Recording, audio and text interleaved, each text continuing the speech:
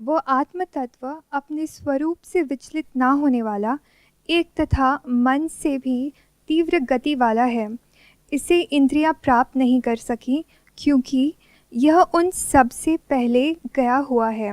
वह स्थिर होने पर भी अन्य सब गतिशीलों को अतिक्रमण कर जाता है। उसके रहते हुए ही वायु समस्त प्राणियों के प्रवृत्ति रूप कर्मों का विभाग करता है। तो आई सेलेक्टेड दिस वर्स क्योंकि इसमें आत्म तत्व कॉन्शियसनेस की बात की जा रही है, जिसका मुझे बोध है किंतु ज्ञान नहीं, तो इसलिए आई सेलेक्टेड दिस वन। लेकिन मुझे पूरी डिटेल में समझ नहीं आई है। आपने जो वर्ड सिलेक्ट किया है ये है ईशावास्य उपनिषद से, जिसमें कहा जा रहा है वह आत्म तत्व अपने स्वरूप से विचलित ना होने वाला। आत्म तत्व, आत्मा मतलब मैं, सेल्फ, तत्व मतलब दैट सब्सटेंस, यानी कि आत्मा is not an abstract concept जैसे कुछ लोगों को लगता है। क्योंकि हर जगह क्या कहा गया कि वो इंद्रियों से परे है, मन से परे है, बुद्धि से परे है, शरीर से परे है। तो सबने क्या इमेजिन कर लिया कि उसको तो रियलाइज ही नहीं किया जा सकता, कि वो है ही नहीं। इट्स लाइक एम्प्टीनेस, शून्यता है। तो लोग शून्यता में जाकर के अटक गए। उन्होंने अपना एक एब्स्ट्रैक्ट कॉन्सेप्ट बना लिया नथिंगनेस का, और सोचने लग गए कि वही आत्मा है। तो उसको डिस्ट्रॉय करने के लिए क्या कहा जा रहा है, वह आत्म तत्व। तत्व मतलब जैसे जिस चीज का कोई चीज बनी होती है, जैसे कोई मिट्टी की चीज बनी हुई है तो उसका तत्व क्या हो गया, मिट्टी। कोई चीज प्लास्टिक की बनी हुई है तो उसका तत्व क्या है, प्लास्टिक। ऐसे ही आत्मा का तत्व। तो आत्मा is not an abstract concept, आत्मा इज नॉट नथिंगनेस, आत्मा इज नॉट अ थॉट। और ये किस बेसिस पे बोला जा सकता है, जब उसका बोध किसी को हुआ हो। बोध मतलब एक्सपीरियंस। बट ये कंफ्यूजिंग क्यों हो जाता है, उसका एक्सपीरियंस तो होता है but there is no experiencer there. तो लोग इसलिए इमेजिन करने लग जाते हैं कि उसका एक्सपीरियंस हो ही नहीं सकता। तो लोग क्या करते हैं, इसको बहुत ही कॉम्प्लिकेटेड तरीके से प्रेजेंट करते हैं। तो जो सुनने वाले हैं उनके माइंड में यह बैठ जाता है कि अच्छा आत्म तत्व है, लेकिन वो तो कुछ बहुत ही मिस्टिकल होगा, या हमारी रीच से बहुत दूर होगा, या कुछ ही लोग हैं, कुछ संत महात्मा हैं, उनको तो एक्सपीरियंस हो सकता है, हमें कहाँ हो सकता है। तो ये एक्सपीरियंस हमारी रीच में है ही नहीं। बट है, दैट इज प्रूवन, तभी उसके बारे में बात करी गई है। अगर होता ही नहीं तो उसको तत्व नहीं कहा जाता ना। बट मजे की बात क्या है, आत्म तत्व कहीं दूर नहीं हो सकता, क्योंकि आत्मा यहां है।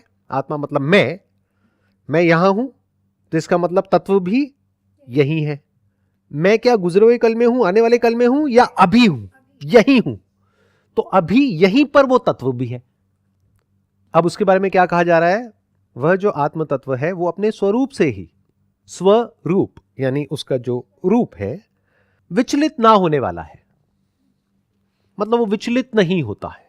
जैसे फॉर एग्जांपल हमारी जो ब्रेथ है, थॉट में चेंजेस होते हैं तो ब्रेथ विचलित हो जाती है, ये शरीर विचलित हो जाता है, मन विचलित हो जाता है, बुद्धि विचलित हो जाती है। तो सब कुछ विचलित होता है इस पूरी दुनिया में, बट आत्म तत्व विचलित नहीं होता है, ये कहा जा रहा है। इनफैक्ट इस पूरी क्रिएशन में आत्म तत्व के अलावा और कुछ भी ऐसा नहीं है जो विचलित नहीं होता है। अगर उसका नियरेस्ट एग्जाम्पल कोई है तो वो है स्पेस, आकाश। जैसे आकाश में सब कुछ विचलित होता है, जैसे टेबल है, इसको मैंने शिफ्ट कर दिया, विचलित हो गई, आकाश विचलित नहीं हुआ। But that is the nearest example.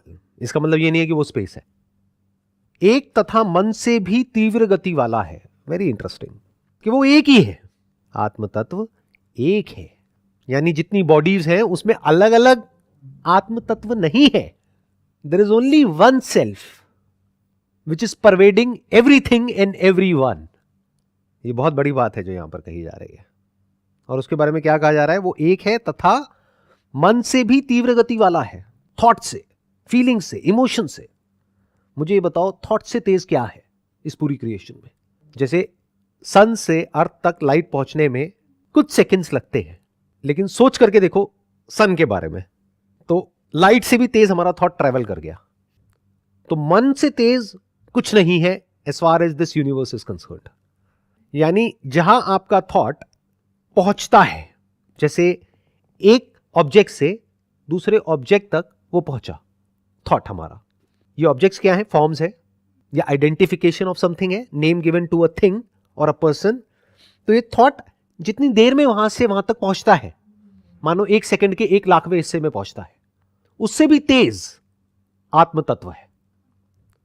तो ऐसा कौन सा तत्व है जो थॉट से भी तेज है? अगेन अगर उसका नियरेस्ट एग्जाम्पल देखा जाए तो दैट इज स्पेस। मेमोरी का भी जो ग्राउंड है वो स्पेस है। बाहर भी जो कुछ है, थिंग्स एंड पीपल या living things and non living things, उसका भी जो ग्राउंड है वो स्पेस है। तो स्पेस उससे पहले ही वहां पहुंच जाता है जिससे पहले कोई चीज ट्रैवल करती है। तो इसका मतलब क्या है कि जो आत्म तत्व है that is all pervading, that is everywhere. इसका यही मतलब हो सकता है और कोई मतलब है ही नहीं।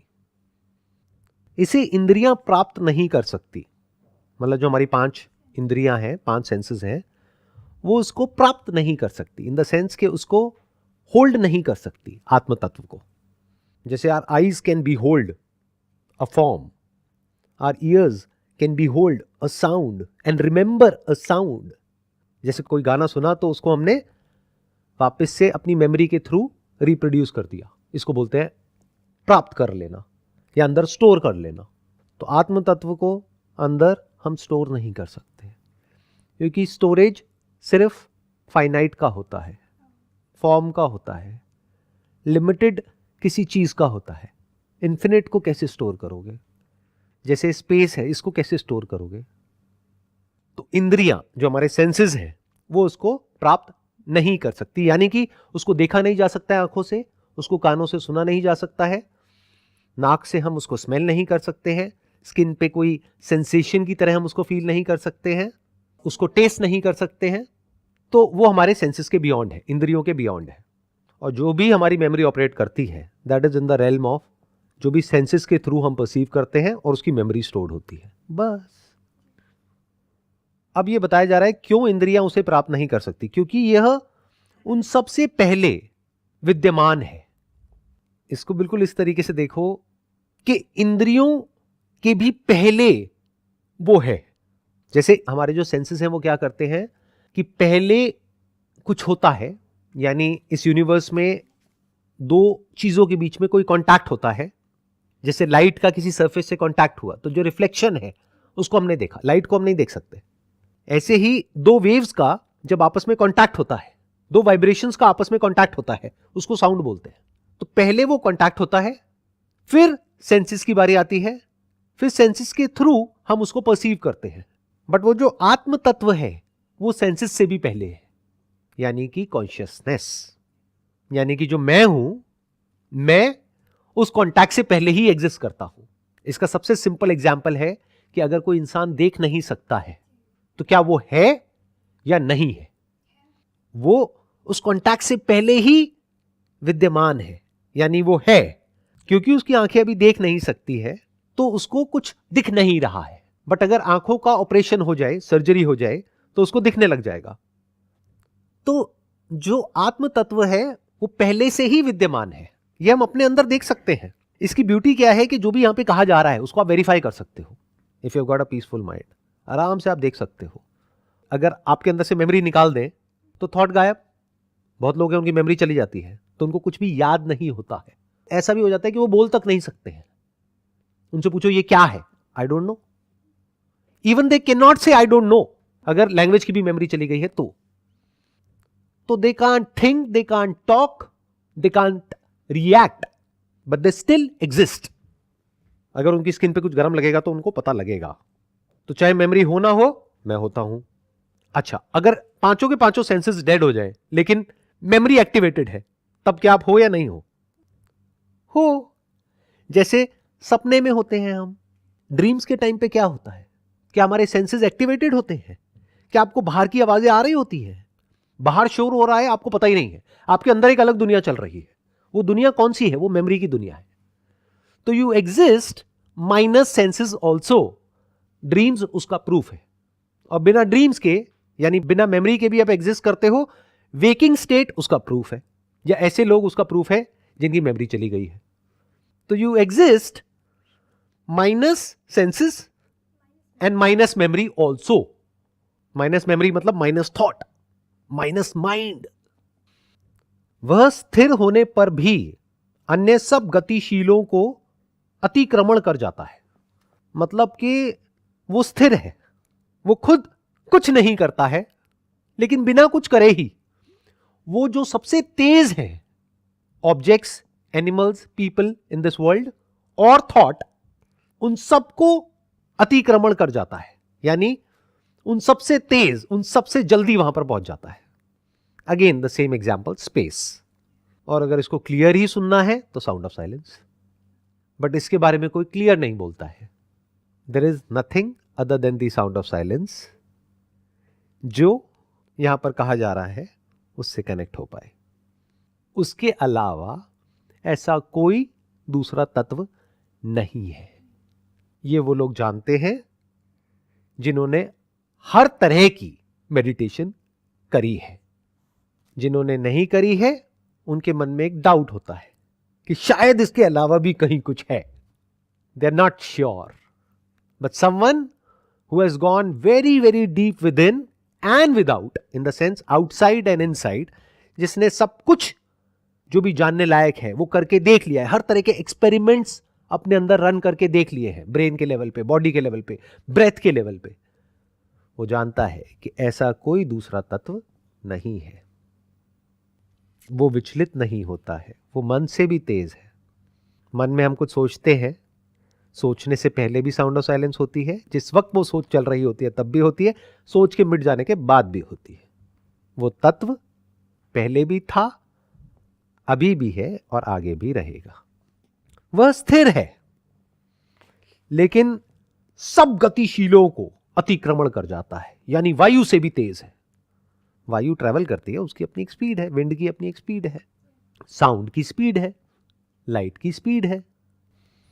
उसके रहते हुए ही, अर्थात उसी की सत्ता में, वायु समस्त प्राणियों के प्रवृत्ति रूप कर्मों का विभाग करता है।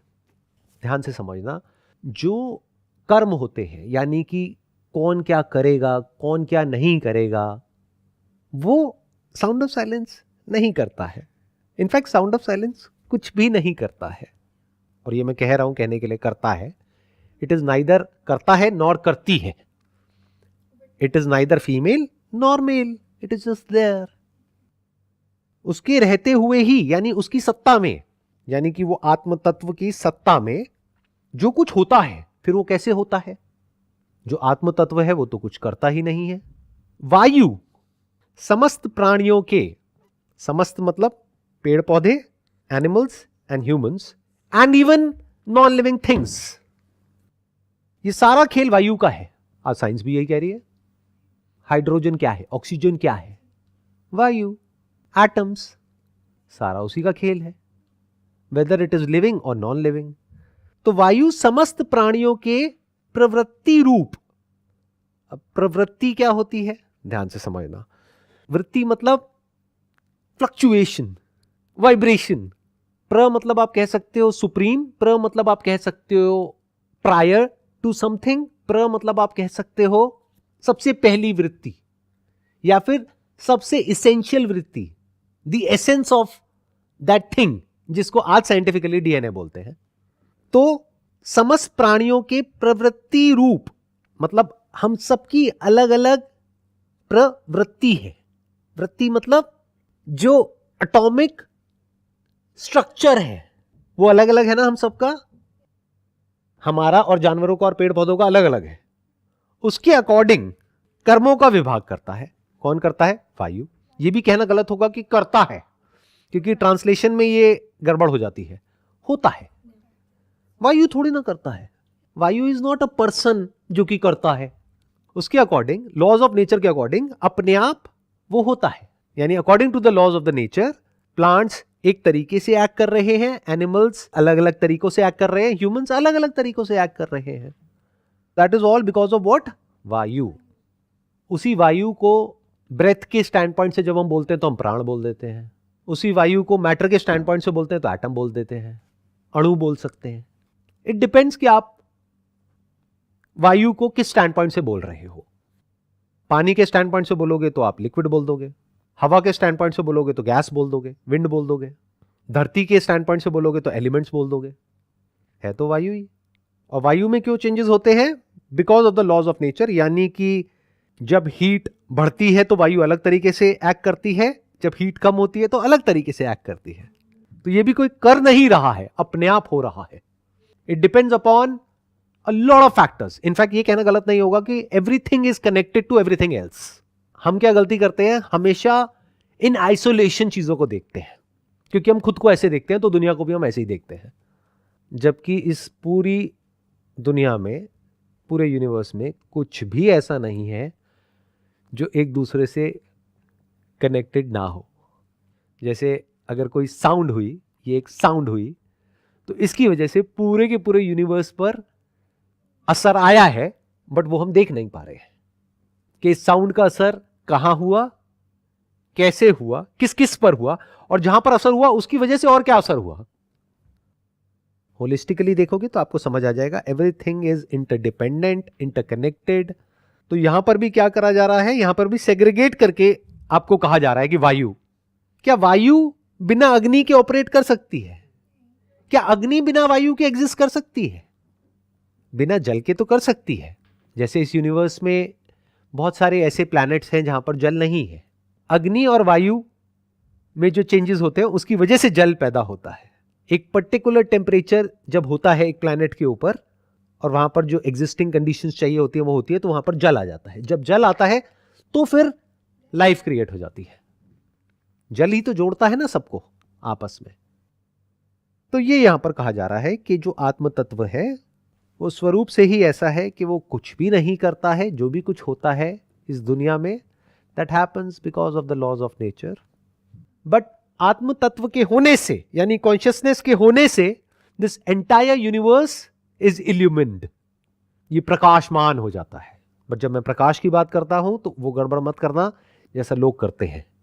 वो क्या बोलते हैं, आत्मा प्रकाश है। आत्मा एक ऐसा प्रकाश है जो प्रकाश को भी और अंधेरे को भी इल्यूमिन करता है। इसके बारे में कहा जाता है, this is that light which illuminates not just the light but also the darkness. तो this is that light which is called consciousness. इसके लिए एक वर्ड मैंने यूज किया है अपने अष्टावक्र गीता सेशंस में, साइट। अब हम क्या गड़बड़ करते हैं, हम ये सोचते हैं if there is a sight there has to be a seer, कि कोई है जो देख रहा है। इसी को एरर बोलते हैं। और वो जो देख रहा है उसको मुक्त होना है। पहले देखो तो सही कि कोई है भी सेपरेट देखने वाला या नहीं है। मैं को क्वेश्चन करो, मैं के पूरे स्ट्रक्चर को देख लो। अगर उस मैं को आप अच्छे से समझ जाते हो, मैं जो कि सेंटर पॉइंट है हर थॉट का, हर फीलिंग का, हर इमोशन का, हर एक्सपीरियंस का, वो मैं क्या है, अगर उसको आप देख सकते हो तो कह सकते हैं कि आपको ज्ञान हो गया है कि क्या मैं नहीं है। फिर एंड में जो बचा रह जाता है उसके बारे में बोलने की भी जरूरत नहीं है कि वो क्या है। Although I speak about the sound of silence, but that is something which is there when everything else is negated. जैसे मैंने ये शर्ट पहनी हुई है, अगर मैं इसको नेगेट कर देता हूं कि अच्छा इस शर्ट को अगर मैं जला भी दूं तब भी मैं हूं, तो ऐसे एक एक करके step by step, step by step, step by step, बड़े आराम से, कूलली कामली आप एक एक करके जितना भी कुछ है इस यूनिवर्स में उसको आप देख सकते हो कि मैं क्या नहीं है। इसको नेति नेति नेति नेति बोलते हैं। तो जब सब कुछ नेगेट हो जाता है, यानी आप देख लेते हो कि मैं ये शरीर नहीं हूं, मन नहीं हूं, बुद्धि नहीं हूं, तो मैं हूं क्या, मैं हूं भी या नहीं हूं, तो लोग वहां पर जाकर के अटक जाते हैं। वो नहीं तक तो जाते हैं, फिर उस नथिंगनेस को ही मैं समझ लेते हैं। तो वहां पर क्या होता है कि वहां पर जाकर के वो लोग एम्प्टीनेस को ही सच मान लेते हैं। But that emptiness is full of something. What is that thing which is there even in emptiness? जहां कुछ नहीं होता वहां क्या होता है? वहां पे साउंड ऑफ साइलेंस होती है। तो मैंने क्या किया है कि आपको पहले पॉइंट कर दिया है साउंड ऑफ साइलेंस की तरफ। तो आप क्या करोगे, अब आपके पास में दो रास्ते हैं। या तो आप शॉर्टकट मारो, आप सीधा कहो कि हाँ सब कुछ ही झूठ है, साउंड ऑफ साइलेंस सच है। But that is more like an illusion of knowledge and illusion of understanding.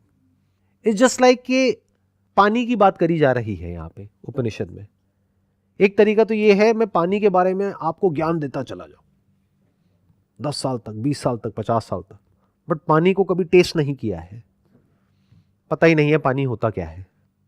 और मैं आपको बता रहा हूं कि देखो पानी तो है, और यही है, अभी है, बोल रहा हूं सब कुछ, लेकिन मैं कभी डायरेक्टली आपको पॉइंट नहीं कर रहा उसकी तरफ।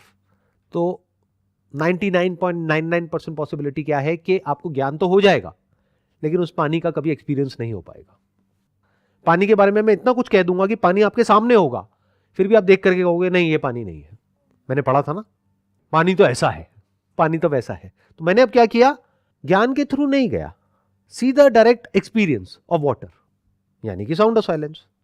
आपने पी लिया, तभी जो संत महात्मा हुए हैं जिन्होंने पीने की बात करी है, तब लोगों ने क्या समझा कि वो कुछ एल्कोहल की बात कर रहे हैं। जैसे रूमी की आप बातें सुनोगे या संत कबीर की बातें सुनोगे, उसमें पीने की बात करी गई है, तो लोगों को लगा शायद कोई पानी की बात हो रही है, वाइन की बात हो रही है, जबकि वो साउंड ऑफ साइलेंस की बात हो रही है। तो एक तरीका तो ये है, इसको पी करके यानी साउंड ऑफ साइलेंस को एक्सपीरियंस करके आप मस्त हो जाओ, क्योंकि this is a shortcut to be free from thought instantly. There is no other way to be free from thought. जब आप इसको एक्सपीरियंस करते हो तो क्या मन एकदम से शांत नहीं हो जाता है? तो this is the highest form of meditation, this is the highest form of bhakti. You can just surrender yourself to that. मुझे नहीं समझ आ रहा है क्या है, लेकिन है। अब हुआ क्या कि आपने पानी को टेस्ट तो कर लिया, लेकिन आपको पानी का ज्ञान नहीं है। दोनों में से ज्यादा इंपॉर्टेंट क्या है, पानी का एक्सपीरियंस या पानी का ज्ञान? इट्स एक्सपीरियंस, बिकॉज अगर हम कुछ एक्सपीरियंस कर लेते हैं then it's easy to get the knowledge about it. Experience is always bigger than knowledge. कोई इंसान प्यासा है, वो कहेगा बहुत बातें हो गई पानी की। अगर कोई एक्चुअल में प्यासा होगा तो प्यास किसकी है? हम सबको एक शांत मन चाहिए। तो मन को शांत करने का और कोई दूसरा तरीका है ही नहीं।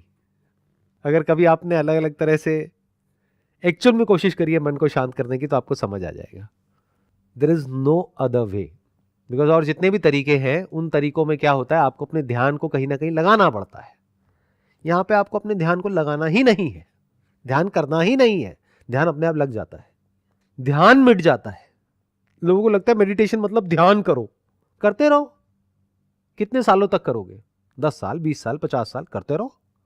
जब तक वो ध्यान मिटेगा नहीं, तब तक समाधि नहीं लगेगी। समाधि मतलब धी मतलब बुद्धि, सम मतलब सामान्य, मतलब ना बुद्धि ओवर एक्साइटेड है ना डिप्रेस्ड है। तो यहां पर क्या होता है, साउंड ऑफ साइलेंस को चाहे आप जानते हो चाहे नहीं जानते हो, दोनों में थोड़ा सा फर्क आ जाता है। अगर नहीं जानते हो तो आप इसको एंजॉय करोगे, यानी इसका आपको ज्ञान नहीं है, तो आप क्या करोगे, साउंड ऑफ साइलेंस का एक्सपीरियंस हो गया, अब आंख बंद कर लो और साउंड आती रहेंगी, करती रहेंगी, but this is always there. There is no way to make it non existent, because it is the very ground of existence. You can not destroy it, you can not stop it, it's always there. तो आपके पास में choice क्या रह जाएगी, आप अपने आप को सरेंडर कर दोगे। और अगर एक्चुअल में सरेंडर कर दोगे तो you will be at bliss, आपको बहुत अच्छा लगेगा। For the first time in your life you will experience something जहां पे naturally you can be free from thought, कुछ देर के लिए। But if you want to be free from thought which is a disturbing thought, thought दो तरीके का होता है, एक डिस्टर्बिंग होता है, एक नॉन डिस्टर्बिंग होता है। अब ध्यान से सुन लेना, मैं जो कह रहा हूं वो बहुत बारीक बात है। अगर ये समझ आई तो स्पिरिचुअलिटी का जो एसेंस है वो समझ आ जाएगा। लोग क्या समझते हैं, freedom from thought is the end goal of meditation, चित्त वृत्ति निरोध। इसका मतलब लोगों ने क्या समझ लिया कि चित्त की जो वृत्तियां हैं यानी कि थॉट है, उसका निरोध कर दो, उसको रोक दो, that is the highest state of meditation. ऐसा नहीं है। थॉट दो तरीके का होता है, एक प्रॉब्लमैटिक थॉट, एक नॉन प्रॉब्लमैटिक थॉट। वो क्या होता है, अपने अंदर झांक करके देख लो, बहुत आसान है। आपके पड़ोसी की लाइफ में कुछ भी होता रहे, is it a problematic thought और a non problematic thought if it is not affecting your life? आप यहां पर बैठे हो इंडिया में, किसी और कंट्री में कुछ भी होता रहे, does it actually affect you? आप बाहर से शो कर सकते हो अपने आप को अच्छा इंसान दिखाने के लिए, अरे अरे मेरे को बहुत बुरा लग रहा है, वहां पर ये हो रहा है। एक्चुअल में आपको लग रहा है क्या?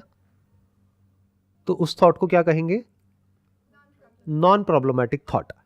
तो थॉट जिसके सेंटर में मी होता है वो प्रॉब्लमैटिक होता है, और थॉट जिसके सेंटर में मी नहीं होता है वो नॉन प्रॉब्लमैटिक होता है। प्रॉब्लम क्या है, कि मेरी लाइफ में प्रॉब्लम है या किसी और की लाइफ में प्रॉब्लम है? किसी और की लाइफ में कुछ भी प्रॉब्लम होती रहे, आपको क्या फर्क पड़ता है? आपको तो इससे मतलब है कि मेरी लाइफ में प्रॉब्लम नहीं होनी चाहिए. What is the root cause of all your suffering? That is the self. That is you. अगर इसके सच को आप देख लेते हो कि ये जो मी जिसको मैं बोलता हूं, वो मैं एक्चुअल में कहीं है ही नहीं, कोई सेपरेट मैं है ही नहीं, इससे बड़ा कोई झूठ दुनिया में है ही नहीं, तो आपके जितने थॉट्स हैं उसका जो सेंटर पॉइंट है इमेजिनरी एक मैं, वो मिट गया, तो थॉट रहे लेकिन प्रॉब्लमैटिक नहीं रहे. Now you can think, you can do whatever you want to, you can act in this world, or you can sit silently, doesn't matter. Sir आपने अभी बताया कि आत्मा है पर सभी आत्माओं का तत्व सेम है, तो how can be possible? Her living being अलग है, तो हर किसी का तत्व भी अलग होगा ना. एंड सेकंड क्वेश्चन इज कि जब हम जन्म लेते हैं, क्या ये आत्म तब उसी टाइम हमारे अंदर जाता है, या even if it is in गर्भ तब होता है? तो this I want to know. देखो ध्यान से समझना, एक होता है आत्म तत्व, एक होता है अनात्म तत्व. आत्म तत्व मतलब क्या? कॉन्शियसनेस. वो अलग अलग नहीं है. आपकी बॉडी में, मेरी बॉडी में क्या अलग अलग है? कॉन्शियसनेस चाहे आपकी बॉडी में हो, चाहे एक बच्चे की बॉडी में हो, चाहे एक जानवर की बॉडी में हो, क्या वो अलग अलग है? अगर कुछ गर्म यहां पर टच करेंगे तो उसको भी फील होगा, आपको भी होगा, बच्चे को भी होगा, बुजुर्ग को भी होगा. तो अलग अलग क्या है? बॉडीज अलग अलग है. बॉडीज एंड आत्मा अलग अलग है, तत्व is the same in every body.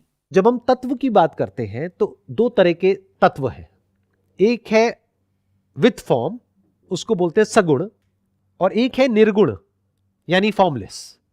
तो जो निर्गुण है यानी जिसकी कोई गुण नहीं है, जिसकी कोई फॉर्म नहीं है, जो फॉर्मलेस है, वो क्या है? आत्म तत्व. That is the self. तो जब वो फॉर्मलेस है तो दो बॉडीज में अलग अलग कैसे हो सकता है? जैसे स्पेस, क्या आपके बॉडी के अंदर की स्पेस, मेरे बॉडी के अंदर की स्पेस अलग अलग है? Formless can not be divided. Formless bye it's very nature is infinite. Infinity को जितना भी तोड़ोगे इन्फिनिट ही बचेगा, और तोड़ने के बाद अगर इन्फिनिट में से कुछ निकाल दिया तब भी इन्फिनिट है, कुछ ऐड कर दिया तब भी इन्फिनिट है, मल्टीप्लाई कर दिया तब भी इन्फिनिट है, माइनस कर दिया तब भी इन्फिनिट है. इन्फिनिट कम ज्यादा नहीं होता है, फाइनाइट कम ज्यादा होता है. बैंक बैलेंस फाइनाइट है तो कम हो जाता है, ज्यादा हो जाता है. इन्फिनिटी में ज्यादा कम का कोई कॉन्सेप्ट ही नहीं है. तो आत्म तत्व इज इन्फिनिट, इज फॉर्मलेस. क्या साउंड ऑफ साइलेंस में कोई डिवीजन पॉसिबल है? क्या आपकी बॉडी के अंदर अलग है, मेरी बॉडी के अंदर अलग है? क्या स्पेस आपकी बॉडी के अंदर अलग है, मेरी बॉडी के अंदर अलग है? तो डिवीजन कहां है, किस लेवल पर है? ध्यान से समझना. डिवीजन जो है वो है सिर्फ आपकी सोच के लेवल पर और अपीयरेंस के लेवल पर.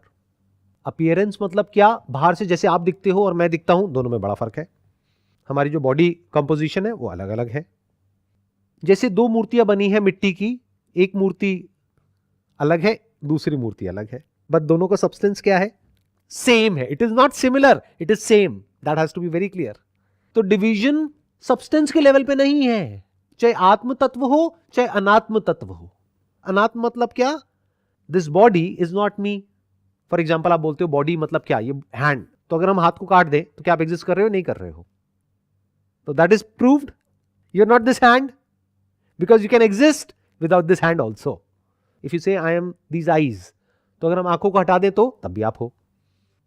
तो जिसके बिना भी आप एग्जिस्ट कर सकते हो उसको हम क्या कहेंगे? अनात्म तत्व. उसमें क्या आ गया? बॉडी, सेंसेस, मेमोरी, जिसके बारे में अभी थोड़ी देर पहले हमने देखा था.